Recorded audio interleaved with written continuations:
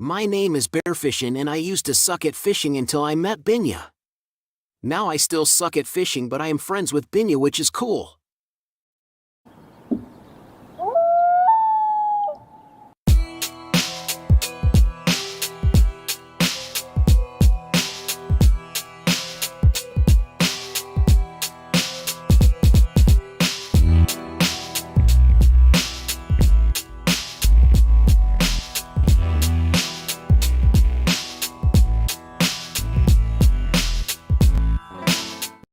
They're playing again. What the heck? That was weird. I tried to play the intro twice because it was so good. What is up, guys? So we're going to be talking about tournaments, and there's a few reasons. One, because I packed my kayak up this weekend, and I'm very sad, and I miss fishing. And tournaments is going to be a long ways away. But also because someone just got back from a tournament, so I figured he would want to talk about tournament strategies and stuff. But I'm going to start this one off with a question that I'm kind of more curious about Chris, but do you guys have any superstitions that you do either night before or week of tournament that you always do? Like things that you think if you don't do or you do, you'll have a better, event. Jesse, you want to go first? I mean, I guess I kind of just do it all the time anyways. Probably would be making sure that my gear's laid out prior. It just goes back to the military. You're doing your PCCs and PCIs and stuff, making sure you're not forgetting anything and making sure everything's in order and where you want it to be more efficient when you're on the water. So other than that, no real superstitions or anything like that. Yeah, I don't have any superstitions per se, but I do retie every rod, every leader. Yep. And then I also will 99% of the time put a brand spanking new bait on, depending on what bait it is. I'll put a newer.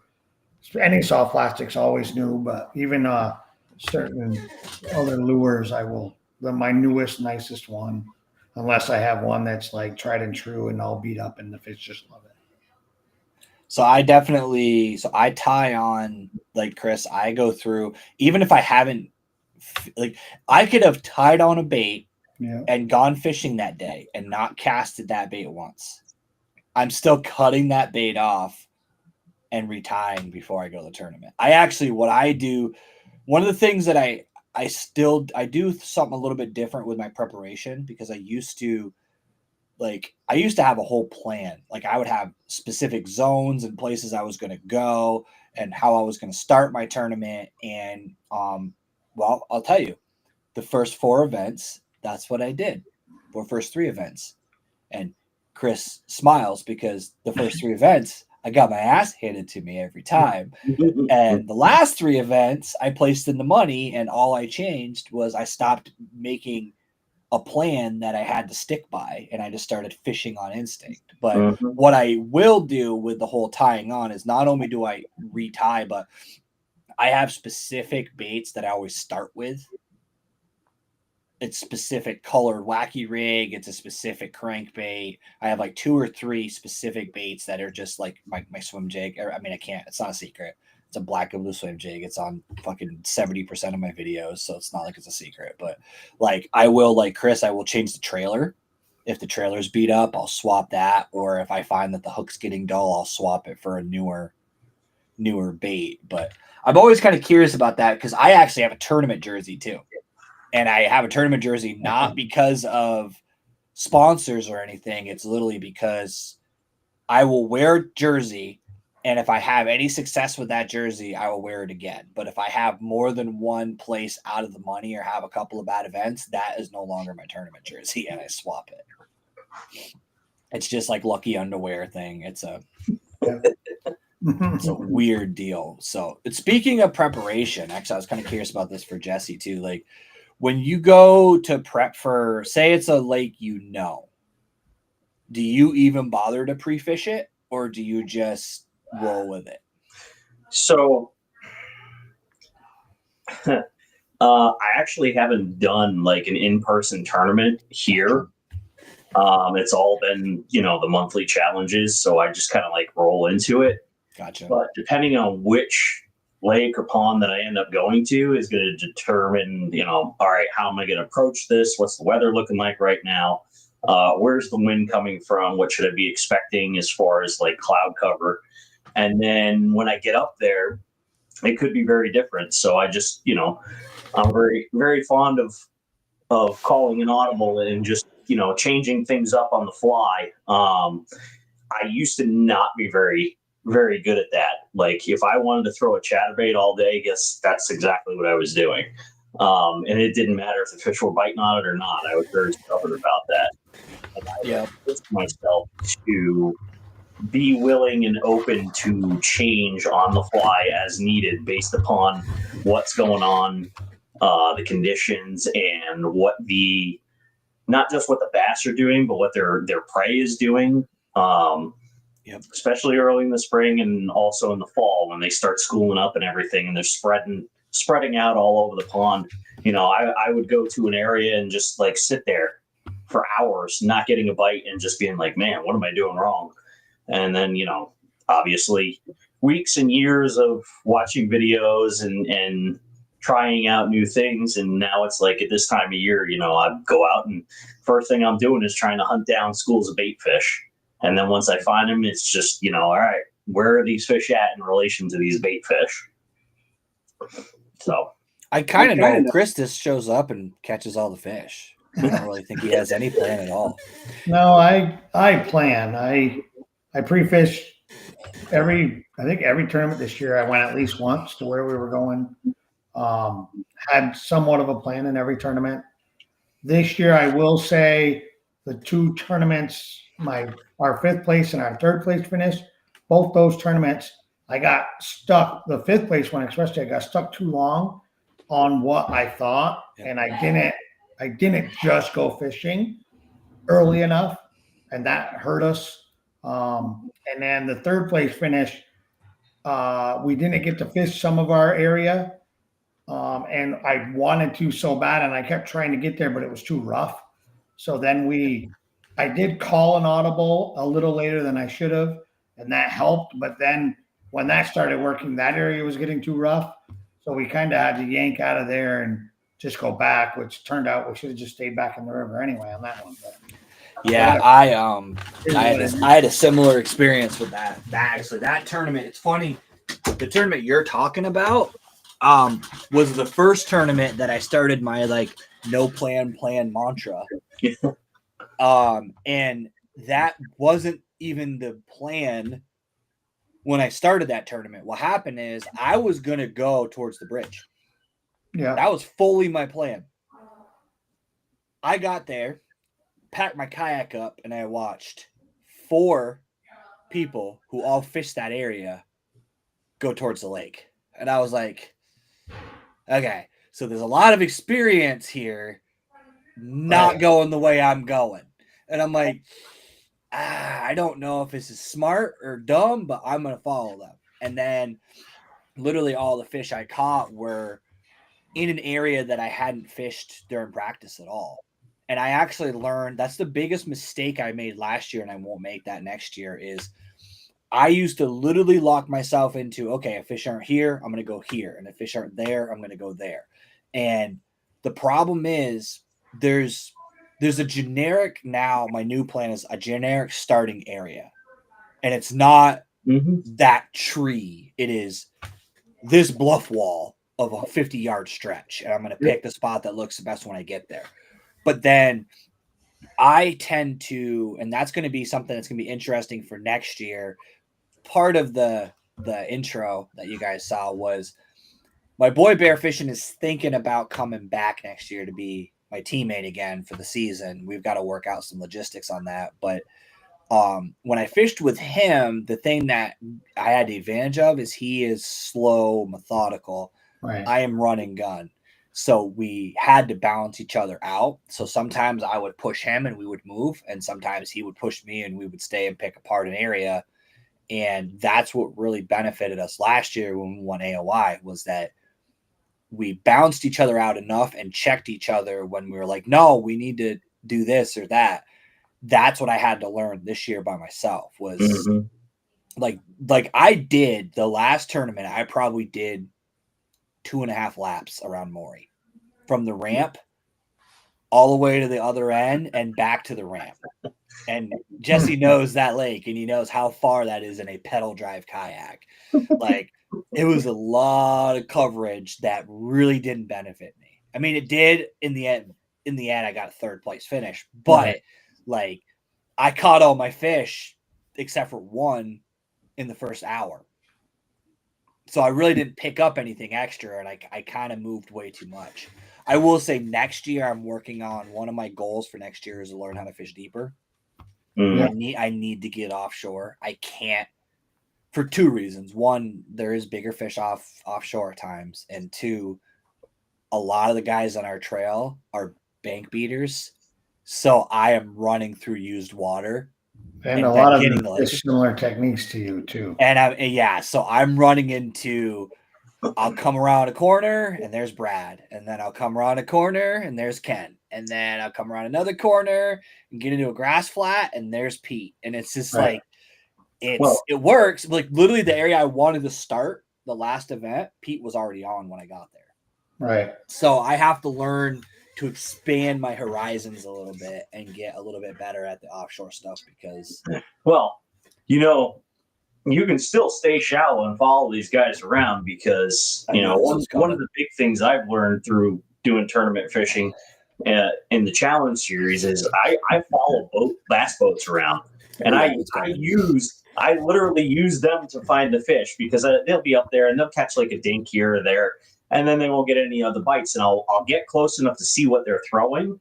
Like, let's say they're throwing like a jackhammer, I don't know, maybe like a white with a gold blade or something like that. And I'm like, okay, he's getting some small ones off of that. And then they'll end up leaving because they stop catching stuff. So I'll throw on a black and blue. Yeah. Same size, but a black and blue, or I'll go, a little bit smaller, and I'll start throwing, because I know the fish are there. He just caught a couple of dinks and then is like, oh, this is all the fish, and just left. No, that's not all the fish. The bigger ones are just out a little bit deeper. See, that's never worked for me. Not one time has that technique worked for me. But the point is willing to change something out that someone else is not succeeding on, just making a little tweak, and then all of a sudden, thump, thump, thump, and you're getting smoked. And, that works. That's the thing with, like, that's what I learned from tournament fishing specifically, kind of transitioning topics, but it's a good point, is sometimes you can go down and, like, the one mistake I used to make and I don't make anymore was I used to get intimidated that, okay, Chris already fished that tree 20 minutes ago. I'm not going to fish that tree. That's not the right mentality. Nope. Because I have come behind. Brad is a perfect example, and I actually kind of feel bad about it at times, because there has been at least 3 instances last year and this year where I came behind Brad and he was vacating an area, and then I come in and get an 18 or 20 right off the same tree he was just fishing. So like it's, and sometimes, like you said, it's literally the difference between a black blue and a June bug. Mm-hmm. Or it's 2.5 square bill versus a 1.5 square bill. Like, sometimes it could be the same freaking pattern. Yeah. But you work it a little slower. You'll work it a little faster. Mm-hmm. There's a little nuance. And sometimes I honestly think, and this is my own personal, maybe my own little thought in my head, but sometimes I think the guy before you pissed him off. Yeah, probably fired him up. Yeah. So you get a guy that's throwing at a tree for 5 minutes with a Ned rig, and they don't want nothing to do with that Ned rig. They're pissed now because they just keep seeing it come by them and buy them and buy them. And then it doesn't matter what you throw after that. They're just amped. And the next thing that moves, they're just ready to kill, because now they're just agitated. So sometimes I think like that was the mistake I used to make, and we used to have a rule in MAKB, which is something that kind of got in my head. See, in MAKB, you couldn't be within 30 yards of another angler.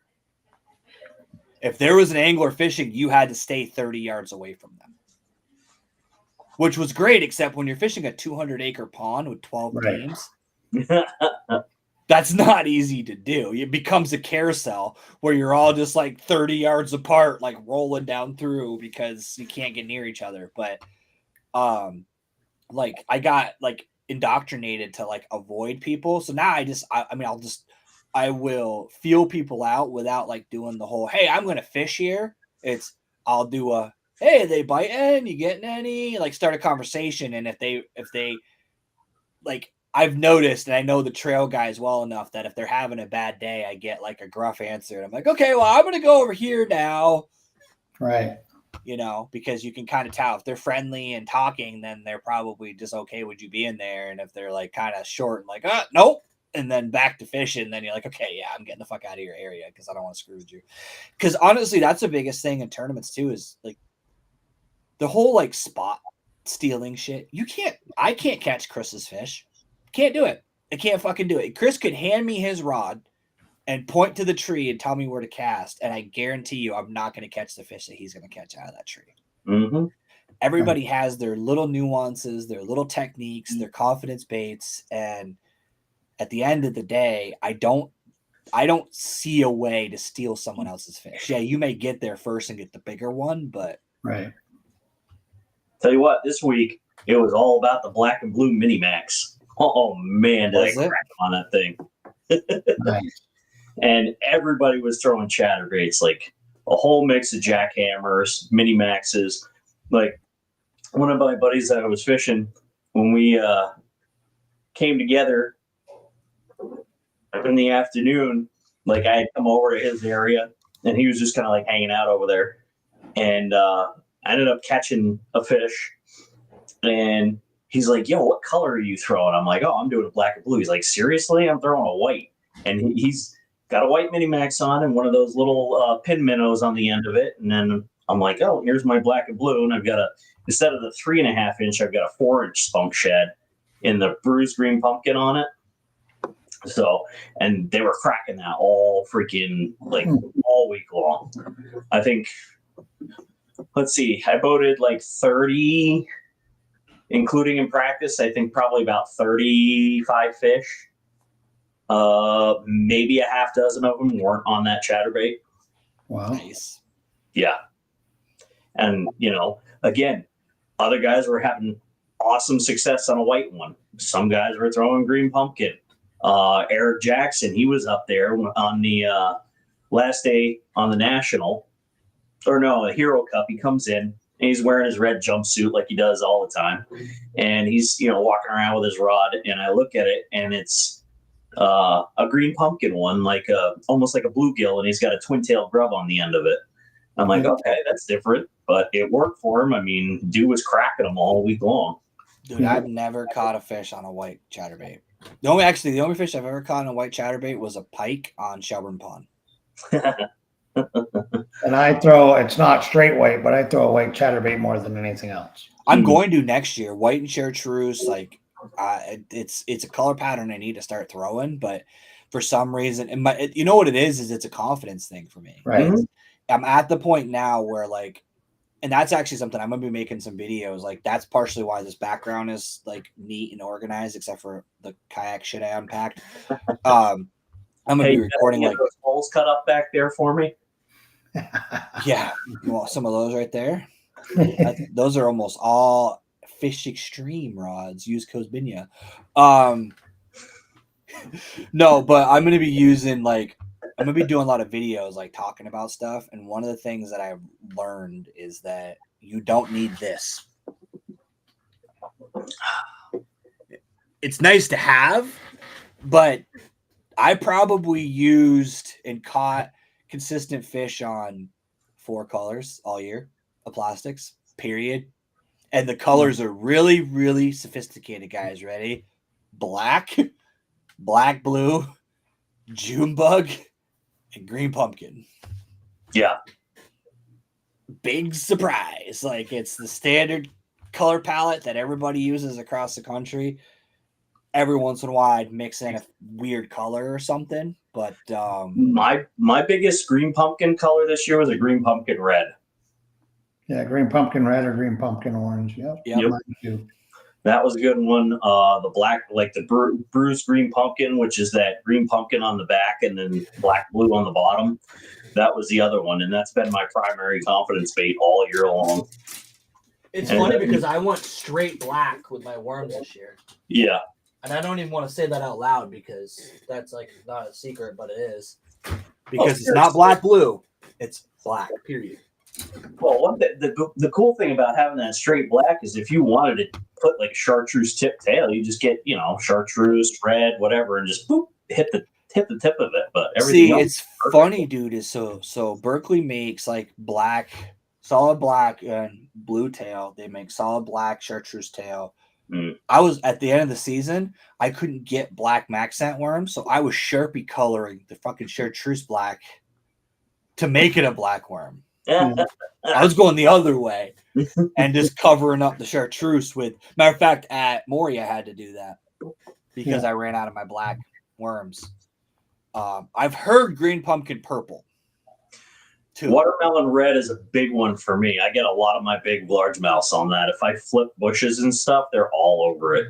I'm trying to find. I have it here somewhere. What you got? I think I have it right here. I got one of them Flux Gills. You want to see what they look like? Yeah. Yep. I saw those down. I tell you what, you guys ever get down to Gunnersville, do not go into the waterfront.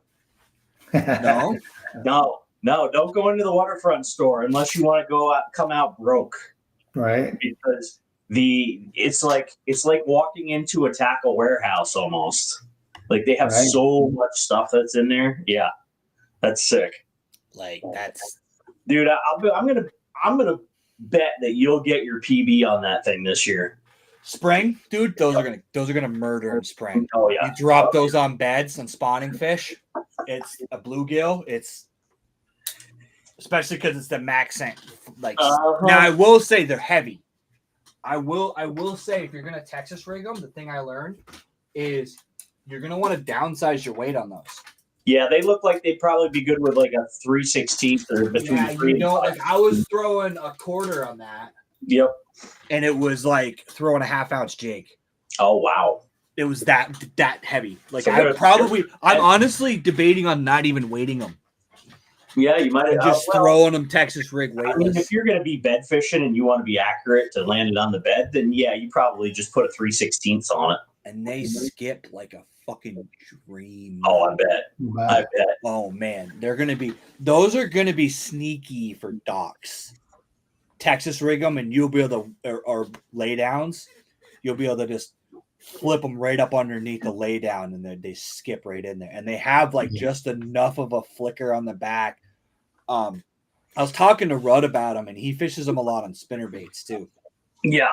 Yep. Spinner baits and chatter baits. So I'm gonna try to play around with that. Those things almost remind me of a slimmed down back end version of the Hero Taylor that I was throwing this year. That thing murdered up here. Oh my god! First time throwing a bait like that. Right. You've never seen it before. So Rudd's been Nico on rigging those too. Yep. Yeah, a lot of guys are. I'm actually thinking about ordering too for tournaments next year. Those Oh, you know what would work really good for those? Do them on a Tokyo rig. So Tokyo or like a Jika Yep, would work Jika too. would definitely be good. What Alex is doing is he's using those G-Crack, the freaking The Nico bellows spike gills. thing. No, Yep. he's using the spike thing that's for the bellows gill. They Yep. designed this like spike thing that you're supposed to push through the bellows gill, and then you hook it through the eye of this tool, and it helps make the bait last a little longer because it's basically like a T-shaped spike. Oh, okay. And then it's got a little loop in it, so you put the hook through it, and it will make your baits last a little longer. Alex has been using them for like accent worms and stuff. Yeah. But he's Nicoing those and just fishing them weightless. because they're heavy enough, and because the way he does it, he kind of puts it towards the front and makes them kind of like do that down. Gotcha. And that's going to be, again, bed fishing is going to be sneaky for early season stuff like that, because I can tell you I've done it before with the bellows scale. You throw a bellows scale on a bed and they go fucking ape shit over it. They do not, because it looks like a bluegill trying to get to their nest, and they want nothing to do with it in there. So yeah. But the other question I had for tournaments is, and this is a kind of a loaded one, but what is the best and worst tournament that you can think of that you've had? For you, it's a little different because you do more monthly stuff. But my worst tournament, 2023, when I went down to Gunnersville for the first time. Was it? So you okay? Perfect. Because So I got skunked both days of the tournament. Like, I had a good practice, and then got skunked both days of the tournament. And then my best was the Friday of this past tournament in Gunnersville. Mainly just because of how the day played out, and that morning I texted Sonia and I was like, everything's gone awesome. Like, I just found out I made the 10. I've done so much better than I was ever even expecting to do up here. Like, I had gone into the tournament with the simple goal of just getting a bag every day. And I hit that goal, and, things just worked out in my favor really well. And I told her, I was like, I'm just going to go out and I'm going to do me. I'm just going to do what I do and fish the way that I like to fish, and take it easy and relaxed and just go have fun. And it worked out. So I ended up pulling the big bass that day. I dragged the freaking 8-pounder out of the grass after I went punching. So I'm sure you guys have seen the pictures on my wall from that. Yeah. Oh, yeah. And big bass in the tournament. Yep. Big bass in the tournament. Yeah, that was a good time. That's awesome. And I'm pretty sure everybody across the entire lake heard me. That dude. When I pulled that old girl in and I got the grass off her, I was just like, yeah, it was awesome. Yeah. So that you said it was like what, 8? Yep. Yeah. 23 3/4 and 8 pounds. She had a 19-inch girth on her. So yeah, my biggest is like 21 1/4, so that's definitely significantly bigger. Oh my God. And because I ended up getting a big bass, I ended up winning a new vetted special edition Malone Echolite trailer. Nice. And then ended up winning the new Lowrance Recon trolling motor. Oh, very nice. And then also got my free replica of my fish. So How long of a shaft without working? it's the maximum length. It's like a 50. I want to say it's like the 56 or something like that. Yeah. Did they give you the actual thing, or did they give you a coupon for it? No, I have the actual thing with me. Yeah. So, yep.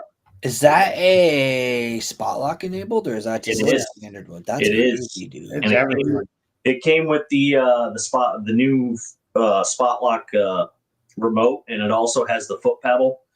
Problem is the foot pedal is so freaking big, it's going to take up half my boat. So I'm like, I don't think I'm going to use that.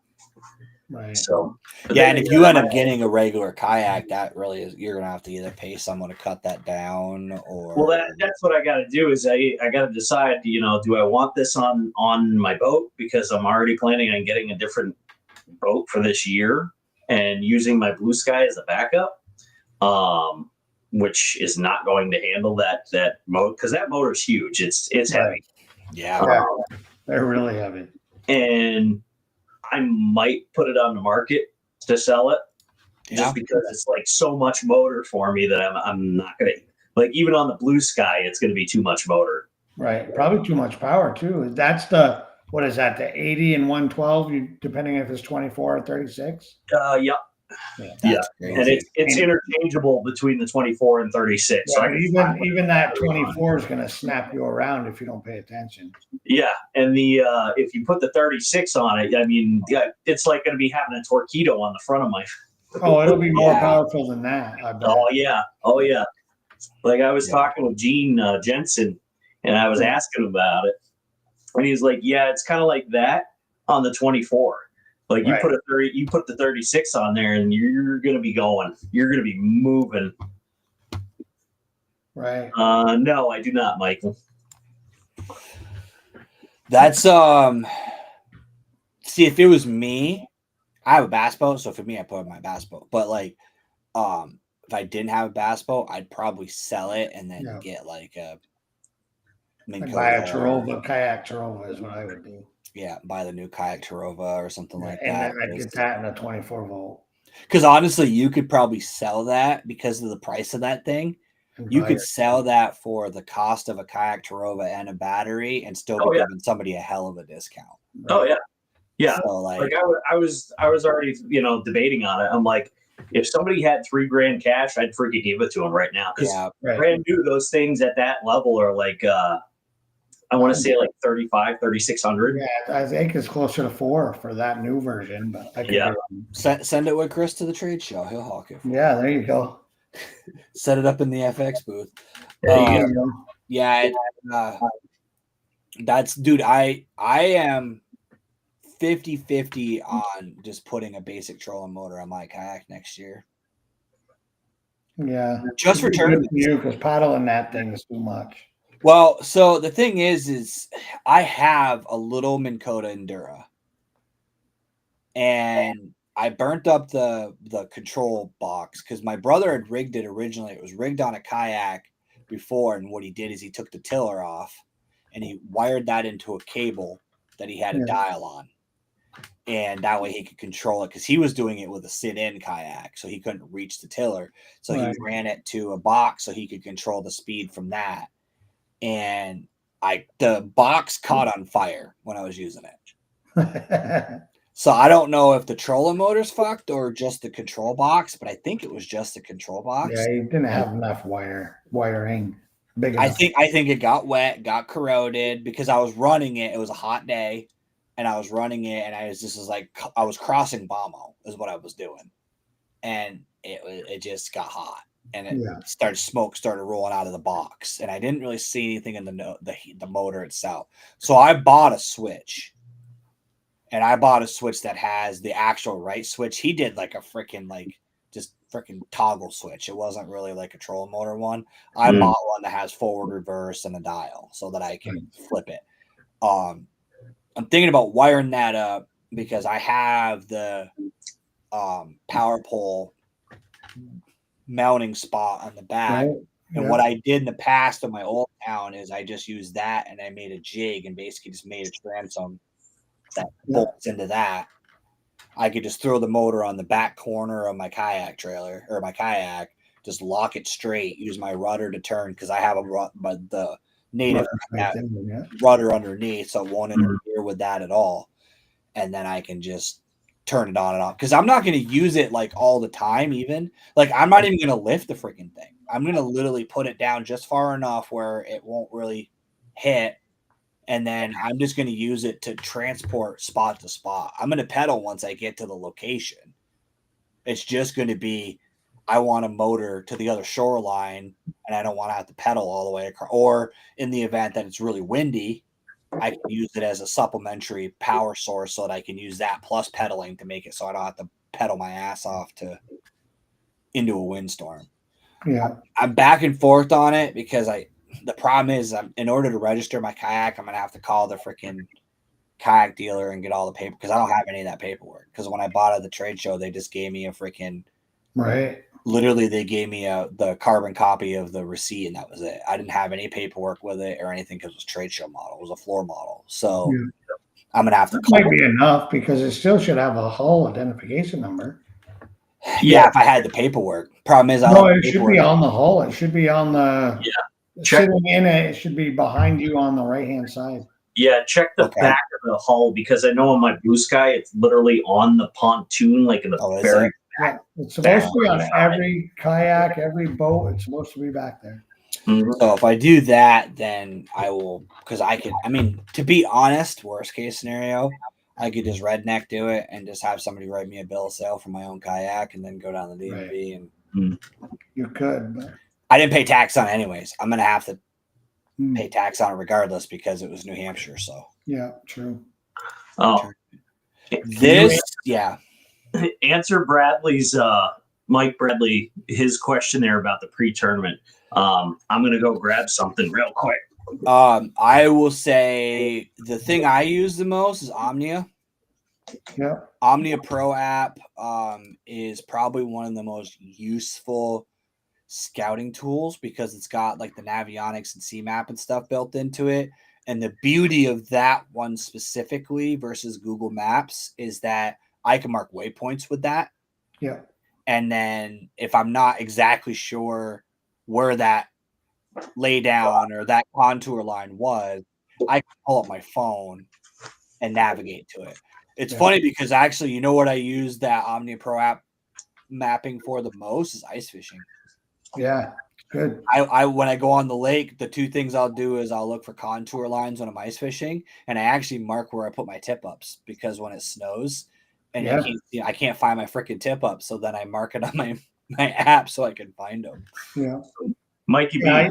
I use Google Maps, Google Earth for when, especially any like Chittenden Res, any reservoir, anything that's going to fluctuate a lot. Yeah. I like the Google Earth because you can get multiple images, find rocks, find flats, things like that. The Google Earth has the advantage of the historical stuff. Right. And that's what a lot of people don't think about or utilize. If you download the actual app or actually use the installed version, you can go back in time and see if you're going to fish a tournament in April, like Chittenden Res is a perfect example. Yeah.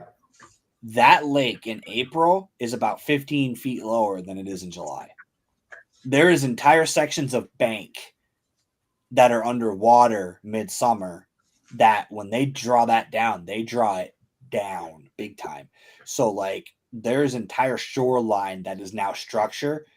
And that's actually something I recommend if you're going, not even for tournaments, if you have the ability to get out either really early in the year or fish later in the year, even if you're not fishing and the water levels are low, go play around and scout on your lakes because of two things. One, cold water doesn't hold pigment.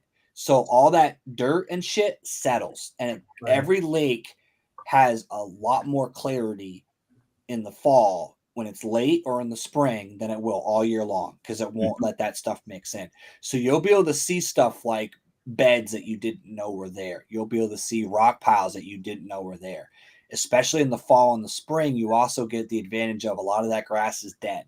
So you may not have realized that your favorite spot that you've been casting to that grass pile also has a rock pile or a limb or stump underneath of it that grass is growing out of.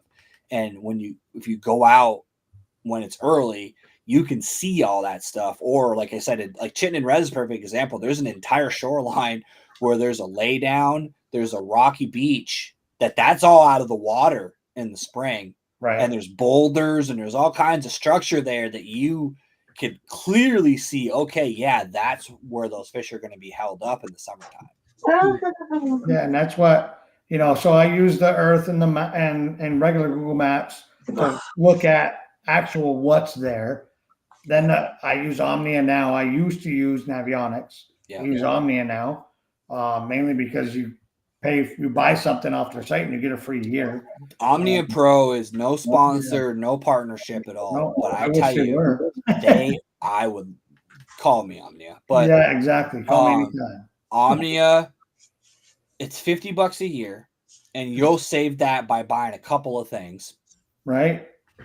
And you get I can't buy a couple items and the shipping and all that. I got the Omnia Pro, I got the reel, I did all that. Spent about $100 total. Got a reel, got Omnia Pro, and got some other tackle. And then I went out on my next purchase. I saved like $25. Yeah, I was like, "Holy cow!" it pays for itself very quickly. Yeah. And like I said, the thing is about that is it's for ice fishermen. If you guys don't discount that technology, because one of the things I do when I'm ice fishing is you don't really necessarily, it's really hard to find that contour when you're ice fishing. Yeah, it's harder. It's really because you can't see through it and everything kind of looks the same. And a lot of times everything's snow covered. So it's hard to find those landmarks on shore. So I will literally take it and walk around and be like, okay, there's a like that's how I set up for ice fishing is I'll find contour lines where they're really close together.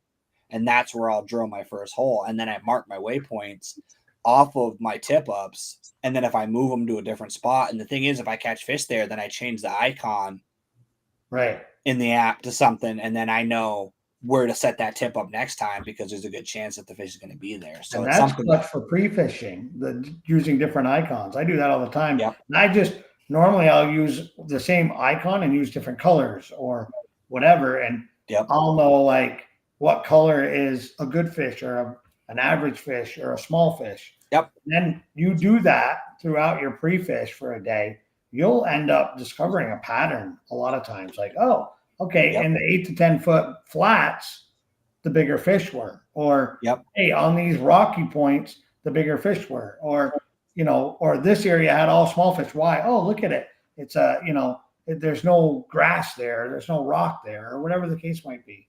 And it's funny is we always think of like when I did king salmon fishing, it was the same thing. Yep. We'd mark a fish every time the pole went off. It was just a thing we did.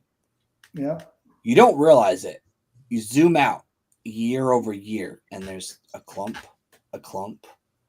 like 5 years worth of data, but it will be the same 30, 40 yard stretch. It may be a little bit further away or closer, but the thing is like Chris was saying, the other thing, and I think that's actually something that a lot of people don't do, and I need to do more of, but like writing it down or documenting it, because what you will find, and I know Jesse's got this because me and him have had these kind of conversations.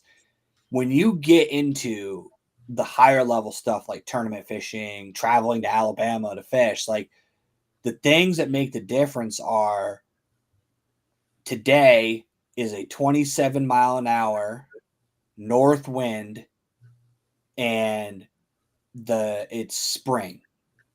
Like when you start to get down to that detail, I have lakes that I specifically fish because the wind is north. Yep. Or I have lakes that I will specifically fish because if it's like 40 mile an hour winds, I know that my home lake fishes better when it's windy than if it's dead calm. I don't even go to my home lake because I'm not going to catch shit. Yeah. And you get to the point where you start to dial in all of these like things. That's the last app. That's the last app that I use after I've done Earth and regular Google Maps, then Omnia or Navionics or whatever you choose. And sometimes I'll even integrate my actual GPS into that that I'm using for fishing. And the very last one I do is the Windy app. I use Windy. I use the free version. The paid version is better, but I use that, and then I can look ahead and see, okay, the day I pre-fish, like you said, this is what was happening. Okay, on the tournament day, it's going to be the same or opposite. Okay, if it's the opposite, where can I go to get that same type of fishing? That's something that's a good point, and you just kind of reminded me of that. What I will do sometimes is, so the thing I learned for practicing, kind of going back to that question, is I practice the weekend before the tournament. I'll try to, and I have Friday off, so I have that advantage. So I'll try to fish the Friday before the tournament. But that's the only pre-fishing I'm going to do. But what I will do is at times I will try to find a lake that makes up similar, that has hard bottom and deep bluff walls, or has heavy grass flats, or if I can find a body of water. And I've fished enough lakes that I'm actually running out of lakes in Vermont to fish that I haven't fished yet. But like literally I will find a place that has similar makeup and similar species of fish to where I'm going to tournament fish. And then I practice the baits that I plan on throwing, and I practice, and especially if they're like geographically close. Like if you get a lake that's in town A and the next town over, there's another lake that's very similar, then because one thing I will say, and I've noticed this, and I don't know if you guys have noticed this, but like in your area, especially Chris, like the lake I fish the slot tournaments on, that lake fish clear right now. You should go up there. It's insane. Is it? Yeah, I've that never lake seen it that fish is clear. very similar to Carmi. Yeah. What they're doing there, there is some stuff. It doesn't all translate because Carmi is bigger and it has a lot more stuff. But essentially, if you find a pattern on that lake, you probably could repeat that pattern on the lake next to it. Yep. Very true. Now, you're going to get the quality of fish that you're going to get at Carmi? Fuck no. Carmi is baller. But, like... you say that right now, that other lake, I went up the other day, and the perch, again, I couldn't find the smallmouth at all. I thought they were smallmouth schooled up, like 10 to 20 fish in a ball. And I'm like chasing them. And I'm like, oh, my God. And I cast out there, and I hadn't retied because I'm an idiot. And first good bite, set the hook, bowled the rod, snap, gone. I'm like, oh. So I'm thinking they're big smallmouth. No, I cast out. I catch a 12-inch perch. Dude, the perch in there, huge. They were orange. They were distinctive markings, perfectly clean, and their bellies were full. And I found 5 other schools that big or bigger. I caught like a 13-inch perch on a fucking spinnerbait at Dunmore the other day. And I was like, why? That's a monster. Because they're hungry. That's why. Dude, I the last 3 weeks I've caught 2 fish. That's why I called it. Yeah, I tell you what. The week I was down at Gunnersville, I went in Spring Creek, and the freaking drum that are down there. Oh my God. I had one that was as long as my boat is wide. And when I texted Chad Hoover and I'm like, hey man, I just saw the biggest freaking drum I've ever seen personally. And I told him, and freaking, he's like, oh yeah, they can get up to like 40 pounds in there. And I'm like, dude, this thing was freaking as wide, as long as my boat is wide, and it was like maybe a 15-pounder. And I'm like, oh my God. Dude, you should see the St. Lawrence drum. Oh. Like, dude, and they're in like 4 feet of water laying on rocks. And you're like, well, so the crazy thing is I was working this like shallow, it was almost like a highway, basically. Got the whole trail here practically. I had hydrilla and milfoil mixed on one side, and I had freaking hydrilla and eelgrass on the other side. And I'm just like, going down slowly, pitching to both sides and stuff. And I'm seeing these like craters down there that look basically like the surface of the moon. And I'm like, what the hell? Like, I've never seen anything like that before. And I was telling Chad about it. He's like, oh yeah, that's their nest. Like they spawn multiple times a year. Yeah. And what they'll do is they'll go in there and they'll drill with their mouths. They'll suck out like holes in the freaking dirt and then like go spit it off elsewhere. But it literally looks like a dome with a freaking hole in the top of it. And I'm like, oh my God. Huh. Yeah, that's going to be one of that's a bucket list trip, is to go down. What I really want to do is going to be, it won't be next year. I got a bunch of trips I got to do next year first, but I want to do like a long trip and hit like Tennessee, Alabama, do that whole corridor down there. But actually, Brad just mentioned New Hampshire bass is calling. Would anybody be interested in possibly fishing the New Hampshire bass? Because they reached out to me and we're talking about possibly putting a couple of events in Vermont. Yeah, I'd fish. Yeah. Okay. Yeah, they're looking for like hopefully to get like at least 10 people or so interested. I'm like, yeah, I could reach out and see if anybody's. I'm assuming they're probably gonna do like Champlain. Maybe either that or one of the. They more than likely they'd probably end up doing Maury too, because it's one of those border Maury or Fairleigh, because it's one of those border lakes. Yeah, true. They could even right. They could end up doing the Connecticut River too. So. Either, yeah. Connecticut River wouldn't surprise me, but like to be They already honest, do that, don't they? I thought they already did Connecticut River. No. Well, I don't know. Like I said, I was already planning on joining New Hampshire Bass next year just to do more in-person tournaments. So I wouldn't mind. So I'm back and forth on. I'm going to be doing so many freaking tournaments next year, but I'm doing all of our sleigh events next year. That's a given. But then I'm going to be running as a director. I'm going to be running a monthly. yeah, aren't you doing like the Jigs and Bigs monthly? Yeah, details to come on that, so stay tuned. But there's some. It's going to be New England. I have limited it to New England. Yeah. Yep. I'm not going to do nationwide. That I can confirm. Yep. I don't want to give away too much until we actually have all the details. But it's going to be New England based.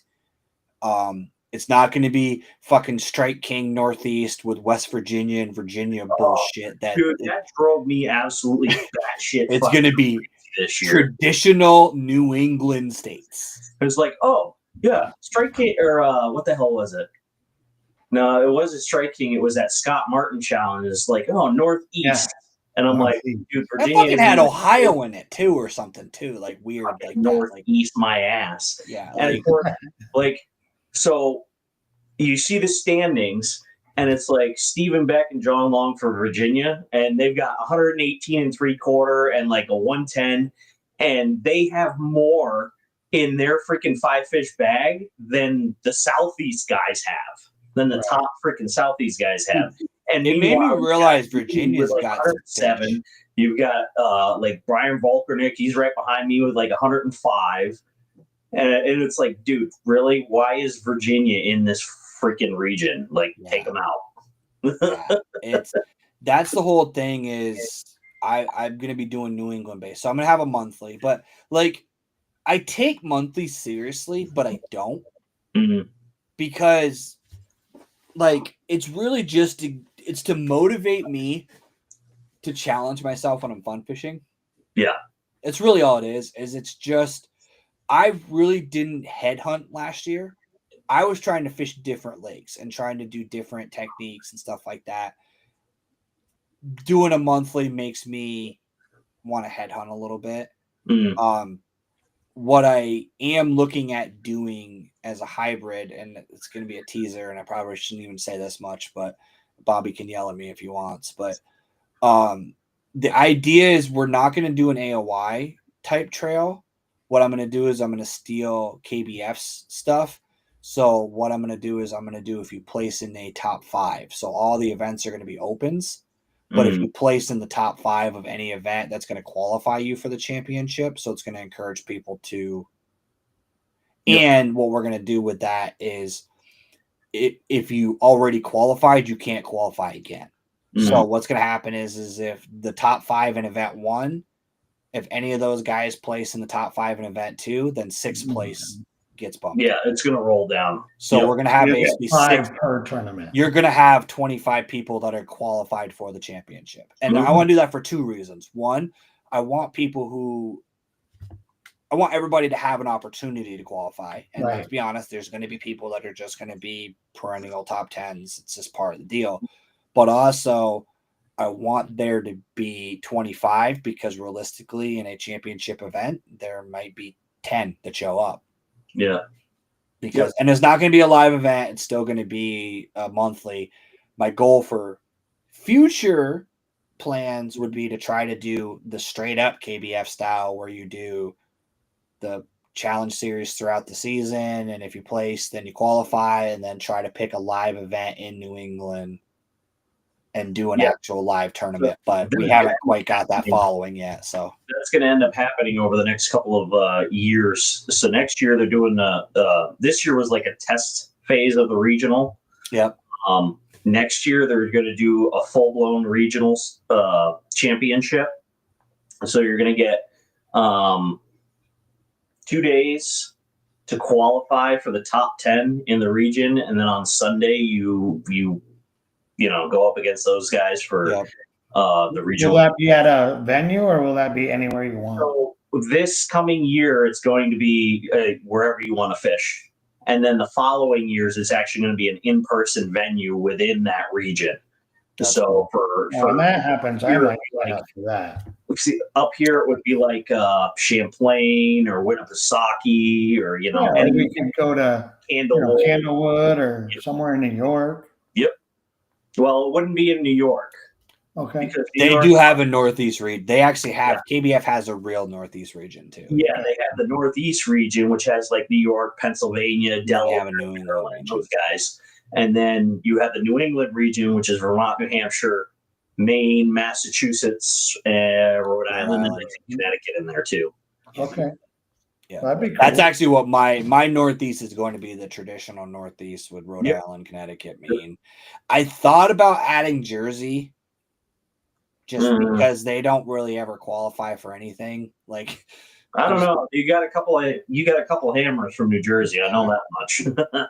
I got to meet a few of them myself. I'm not gonna lie, dude. Being a tournament director now, like an actual director, like because the trail is mine. It's not just one event, one series.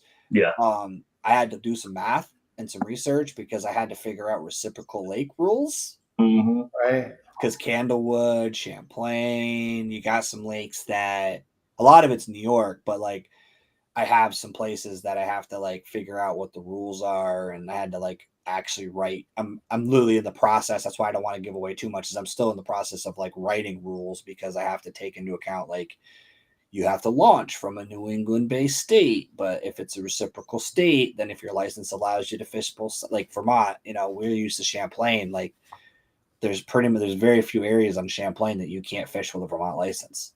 Right. It's a very small corridor of places that you can't go. So like, I'm not going to limit that because if your Vermont license allows it, then that's where you're going to be able to fish. That makes sense. But that's the kind of stuff that like I don't want to limit it because I was going to do nationwide, but the problem is I thought about it, and the reason why I don't do a lot of monthlies is because of the nationwide.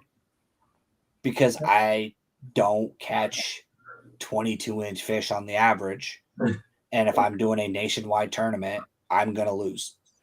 Oh, That's all there is to it. I might get lucky, but I doubt it. You're going to be competing.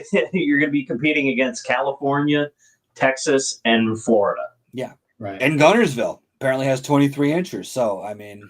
That's a baby, according to them. So, you know what I mean? So, like, being able to limit it, I'm going to start with a test bed of New England. And then if we get more participation or there's enough people that want to expand into additional regions, then we can drop some more spaces. But I do want to try to do, like, either NYKBF and do some of those tournaments that they do because they have a cool format for their team stuff. Yeah. I don't know, like their team stuff is like you're fishing as individuals, but then there's like a side pot as a team. Yeah.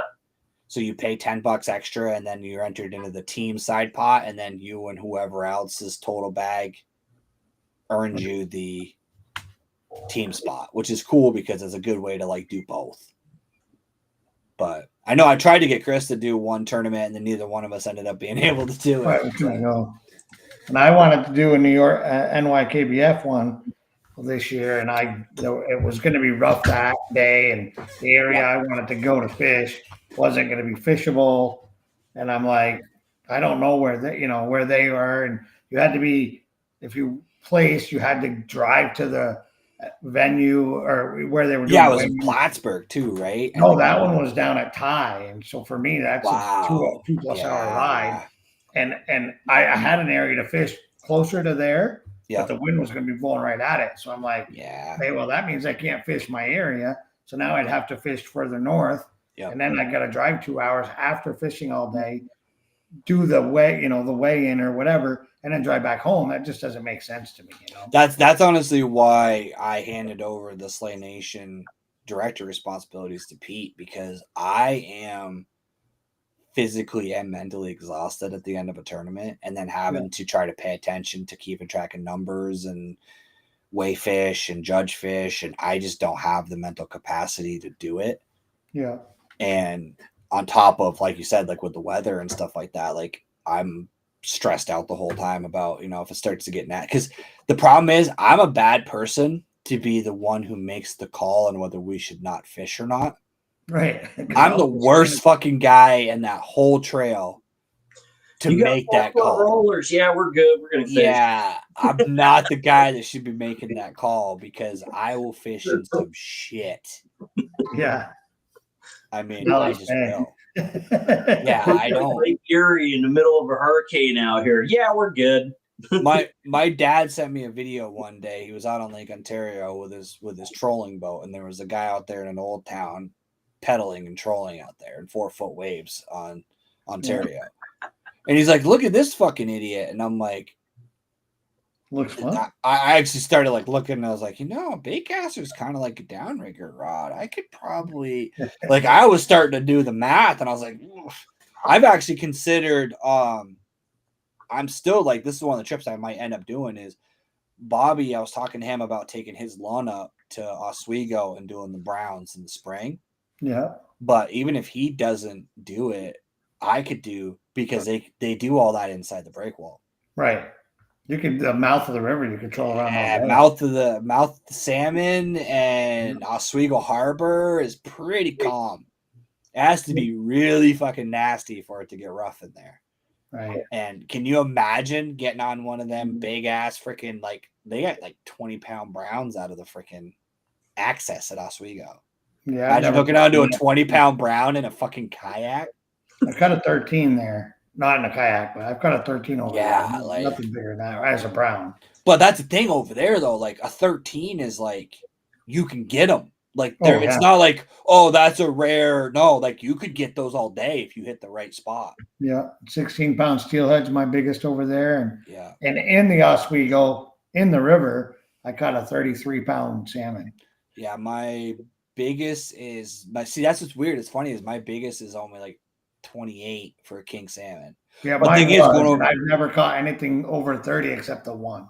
Going over the Oswego, like that's so actually bass fishing is the only thing that's really gotten me excited, because growing up, I caught it's a brag. It's this like freaking flex, but like as a kid, it was nothing to go to Oswego for 10 days and come home with 2 contractor bags of salmon fillets and catch like a 15-pound king salmon in Oswego is like a 10-inch bass here.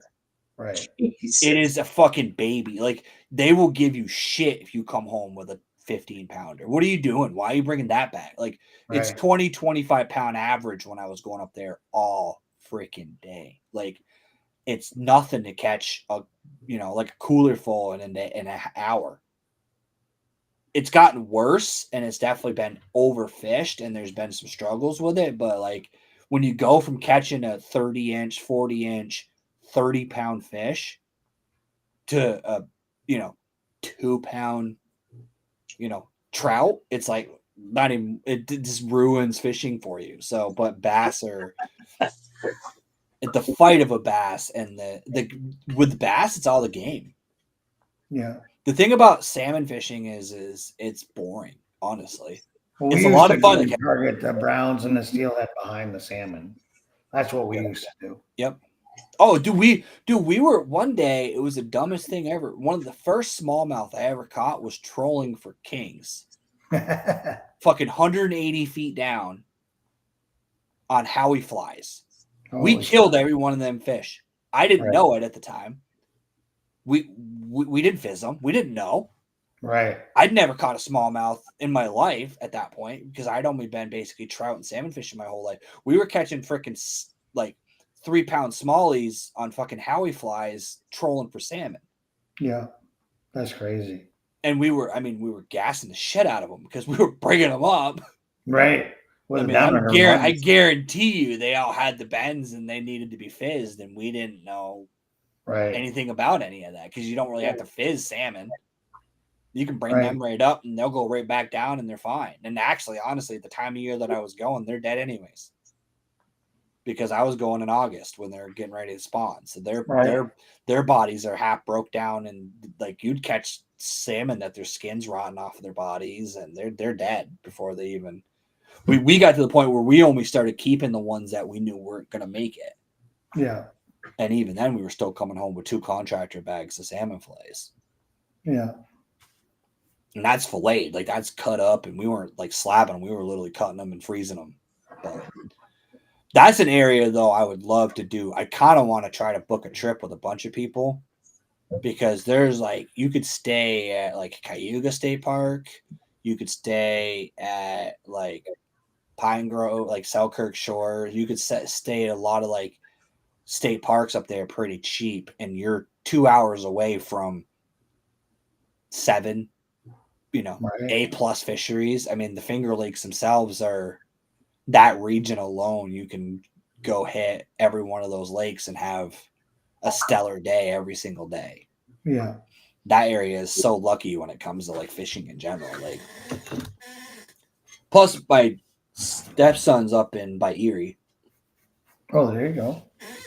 So Nikki's been talking about going up there and like getting an Airbnb and spending like a week up there to go hang out with him. So I've been like, well, I could be tempted to get an Airbnb and go fish near Erie. And Right. though if I was going to fish Erie, I probably would get a charter. Oh, yeah. I'd probably find a charter because Erie, I grew up fishing Ontario, and Erie is the same kind of like that's big boy water. That's bring the kayak up there, you could find yourself not fishing because You'd be all right. I'd do it. That's the thing. That's the problem, dude. That's the whole issue is that I would try it, but it's not easy to intimidate. I mean, look at that freaking tournament in Magog last year. Right? Wow, that was nothing. Mallets was way rougher than that this year. Yeah. That day was rough. You guys, I thought about it. We got beat up. I thought about it, but I went out to the mouth. I went the other way. I went around, and I went to the other side, and I got out there, and I looked out, and it was capping pretty heavy, and that was early, and the wind picked up throughout the day. Oh, if we were in separate waves and you were a little bit beam too, you could not see only the head of the other person. That's how rough it was. Jeez. They went out the mouth of Lamoille and then went out the Mallets from there. Yeah. Like the kayaks were gone, and of course we're both in Old Town sitting high. It's not like we're in a sit-in. But you couldn't see the kayak or nothing, just the top. And Nick's tall. All I could see is his head floating on top of the wave. Yeah, I looked out and I was like, because I was doing the same thing. My game plan was to head down there. I was going to fish to the mouth, and then I was going to make the call when I got there if I wanted to keep going. Yeah. And I had the thought that I probably could go get on something bigger out there, like basically get a limit in the river and then head out to the big lake and see if I could play around with some bigger fish. Yeah. I got out to the mouth and I was like, I don't know. I looked at it and I was like, that's pretty cappy right there. And I'm like, it's only going to get windier. So then I ended up going back up and coming back. And then when I met you guys, I was still like, maybe I'll go out and just play a little bit beyond this. But the problem is, and if it hadn't been as shallow, I probably would have gone further out. Right. But then I saw you guys dragging kayaks back and I was like, no, I'm going to stay here. Because I don't want to have to get out and drag my freaking kayak. They were literally rope dragging their kayaks. Oh yeah, the water was not much above their ankle. No, it was ankle. At times it was even shallower than that. Like my kayak was dragging. That was crazy.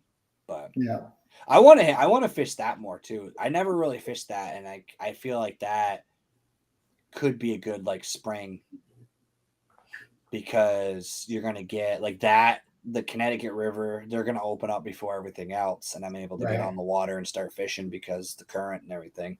It's going to be probably shallow, but no, it should be fine. The water's already come up over a foot. Yeah, poor Pete, dude. He was the one guy that went up towards that freaking tournament. He went the other way, man. But poor Pete got one, right? Got one fish, I think. He sent a group chat. And he's like, "I'm done." And he like met us. Yeah, I'm back at the ramp. He called it. I headed back up that way and met him up there, and I was just like, "Yeah, the thing is I was fishing the grass. I wasn't fishing a river at that point. The way I was fishing it was I was swim jigging in the grass, and throwing wackies on wood. I wasn't fishing a river. I was fishing lake tactics in the river. Yeah. And I don't think, honestly, if the water hadn't been as low, I don't think I would have even caught as many fish as I did. No, I think everybody, I mean, we had pre-fish 3 times and we didn't catch any really good fish. And the area where like Brad caught them and all the big fish came from areas where the fish had been necked down so much because it was so shallow.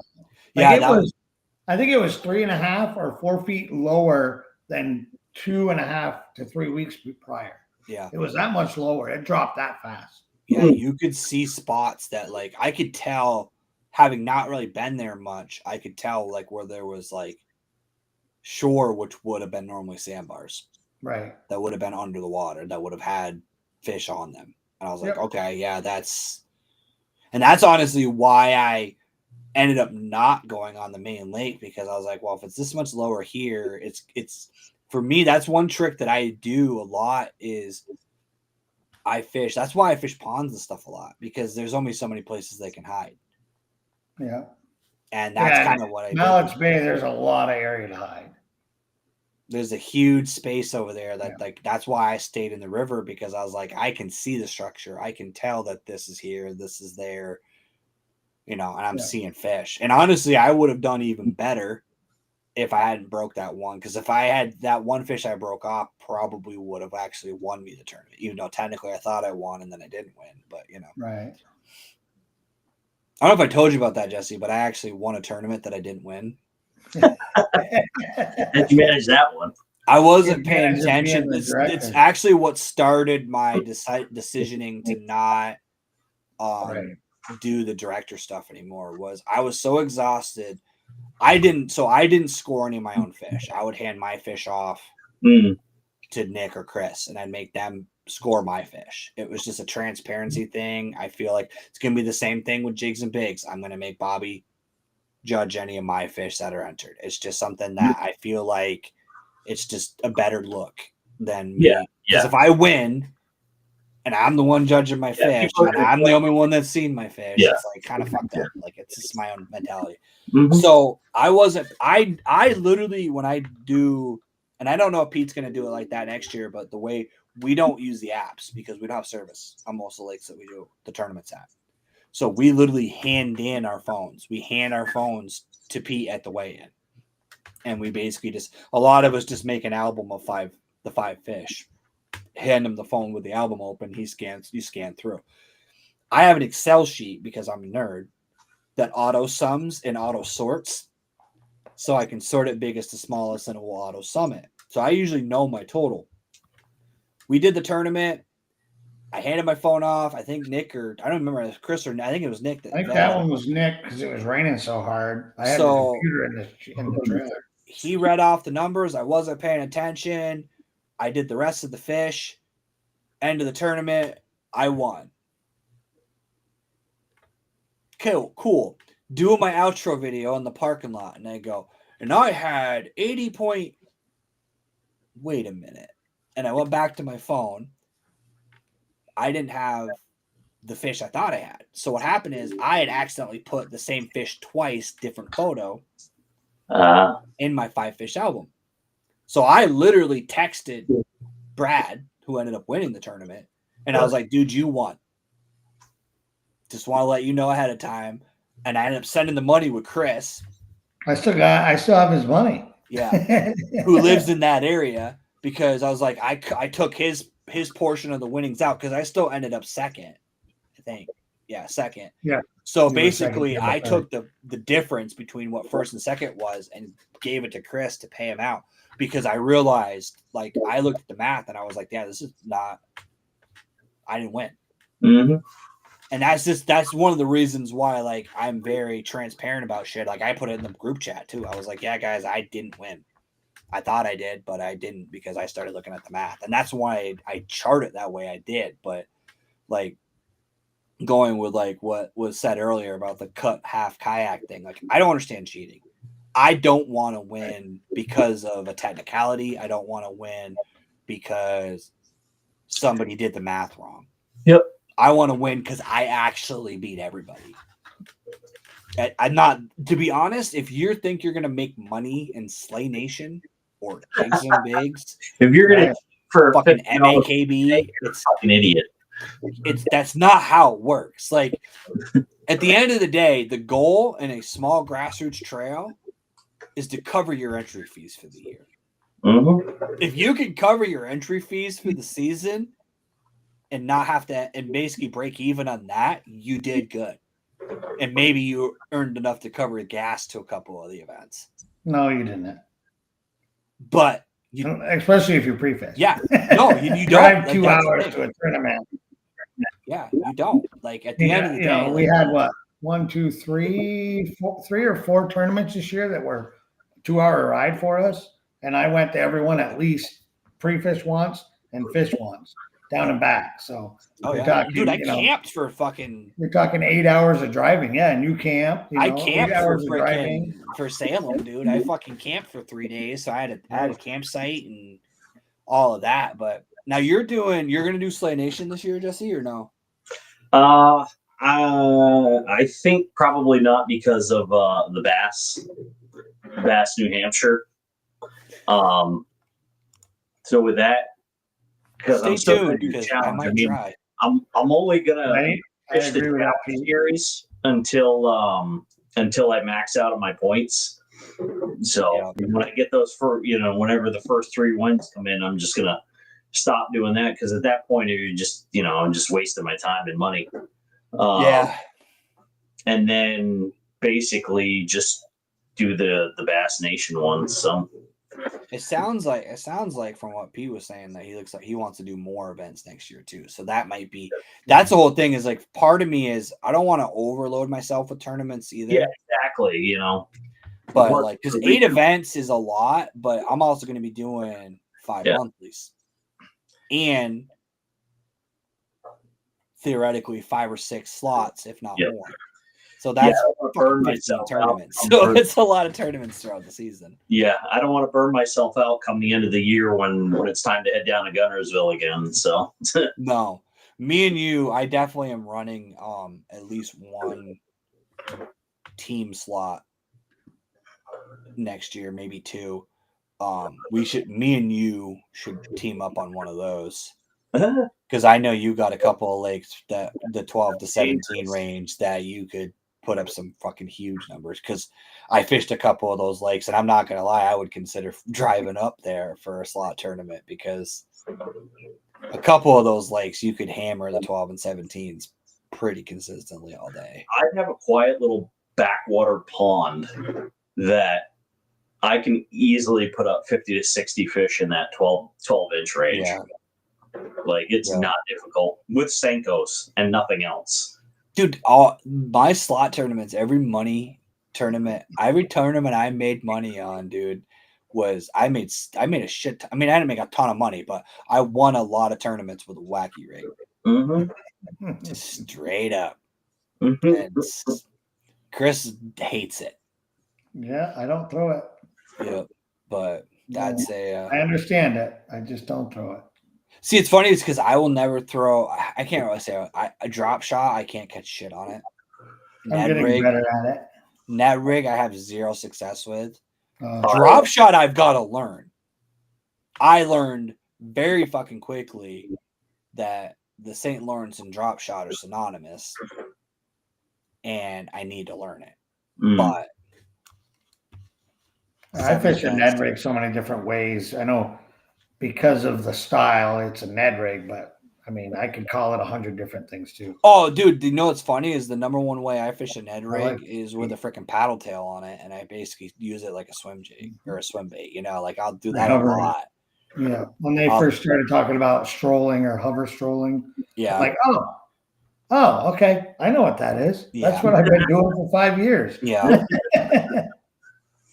I like this idea too. So he's looking to do 7 plus the New Hampshire versus Vermont event is going to be kind of cool because we're going to do like a New Hampshire versus Slay Nation Vermont, but we're going to do it on the Connecticut. So it's like a battle at the border kind of thing. There you go.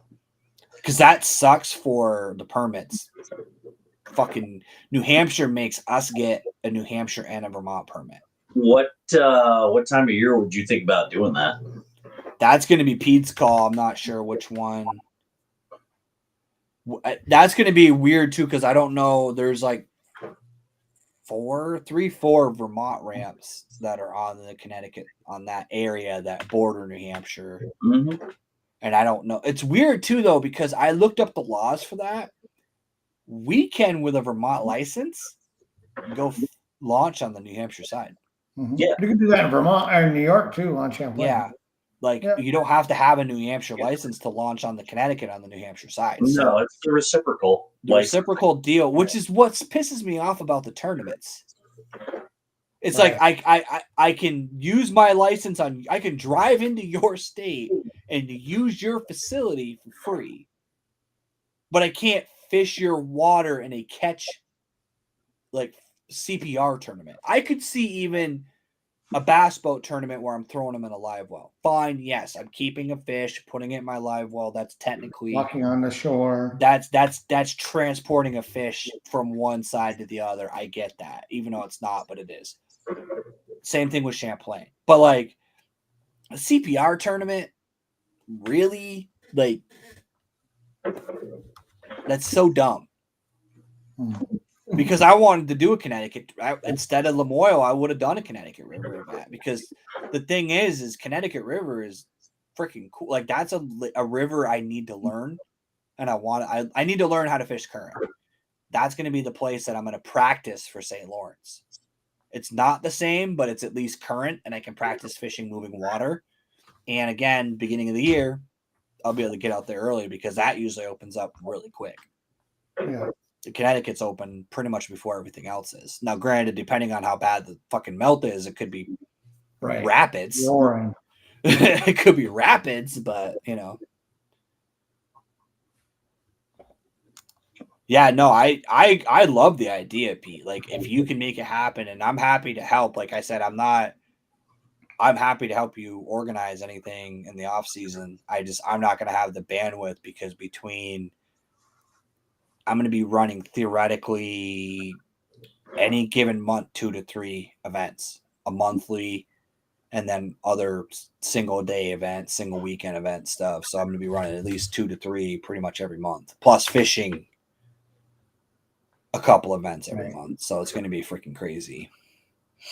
But yeah, so I don't know if I told you, Jesse, yet, but I guess I did put it in the group chat. But so next week, guys, I want to give you guys a little bit of a kind of trailer here, but we're going to be talking about bait making, and we're going to be talking about fishing and other stuff. But we're going to be bringing Pete, the guy I've been putting chats up, barring any life circumstances like what happened to me last week. We're going to be having him on as a guest to talk about bait making and some of the stuff that he's going to have for sale and stuff like that. Because I know this time of year, a lot of hobbyists, when it comes to plastics and bait stuff, this is the time of year where a lot of guys start. Like, I know I personally am going to start restocking with the plastics that I pour. And I'm starting to put things into. Like, I pulled all my baits in for the year. I'm going to go through all right, is this one good? Can I still use this? Time to toss it, reloading on fishing line and stuff. So, Brad Fishes has flat water and wicked current all within 100 yards of each other. It's pretty cool. Yeah, I'm going to have to, I need to learn it. And I mean, I'm going to be, so I've started getting my ass kicked at the St. Lawrence has started an entire video series that's called Down by the River, and it's going to be me figuring out that goddamn river. But I don't know how to fish current. I've never really done it a lot because I've always fished small ponds, and I've had the advantage of having places close to me that I can catch big fish. So I never ventured away, but I'm all about trying to advance my skills and learn. And the Connecticut River is on my bucket list. I've never fished. Well, I can't say that. I've never fished the Vermont Connecticut River. I've only fished it in Mass with Bobby. Yeah. I've never fished it up here because it's a like hour and a half, 2 hour drive. And it seems like any time that I wanted to kind of start venturing out, it was flood stage or drought stage. It seems like every year we either got the Connecticut River is high grade rapids or fucking there's no water in it and you can't even launch your boat. So like I haven't been able to really get down there, but hey, I may or may not have like 5 or 6 pairs of boxer shorts that got attacked by plastic. Let me tell you. Y'all out there like freaking old boy from Breaking Bad. Oh no, dude. So back in the day, I used to have this mudroom off the front of my house. It's like a 3-season porch thing. That's where I used to pour all my plastics. And I used to sit out there in the summertime in my boxers with a respirator on. What the? And the fucking neighbor kids came down through one day, and I don't remember. Oh, it was hot, so I had the fucking door open. So I'm sitting there in a freaking office chair in my boxers with a respirator mask on. Oh my god! Mixing weird colored liquids and basically essentially right next to the highway in freaking Pyrex dishes. And you should have seen some of the freaking looks I got from all these people. Like, what is he fucking making in there? And of course, I'm sticking it in and out of a microwave. Like, I'm pretty sure. I'm surprised the cops didn't ever show up at my house. Like, that's why I started waiting. Like, I now do it in the wintertime because it's something to do. But I have my little Vivor diesel heater, and I run that in my shed because I set up my shed to be able to do it now. And I literally go out there and put on a podcast. I tried doing some live streams, but like it sounds like this and it just doesn't really work. So I stopped, but I started I bought worms because I bought Maxent, but I threw a lot of my own plastics, a lot of my own swim baits, a lot of my own craw trailers. Like you can save. It's the joke I made is like it's the most expensive way to save money. Right. Because the molds are fucking expensive. I'll admit, Yeah, like CNC molds are stupid expensive, but once you have them, you have them. Right. And when you can't get that green pumpkin, black fleck swim bait at the local store because no one has them in stock, you can just pour it. And that's the beauty of it. And honestly, dude, the black Senkos, I pour a bunch of those, and for some reason, like I said, I don't know what the logic is, but on my black blue swim jig, I threw a black and green paddle tail. I don't know why that matters, but I've tried black and blue, poured myself, same freaking mold, same plastisol, everything. Didn't work as good. Tried solid black, didn't work as good. Tried buying 6 Cents, Kitech, freaking Strike King. Every freaking bait I tried on that trailer, as a trailer, didn't work. That black and green freaking slick shiner from Do It.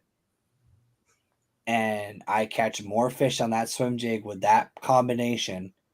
And now at this point, it's one of those like, I can't deviate because now I don't have any confidence in anything else because it's one of those, that's my break glass in case of emergency bait.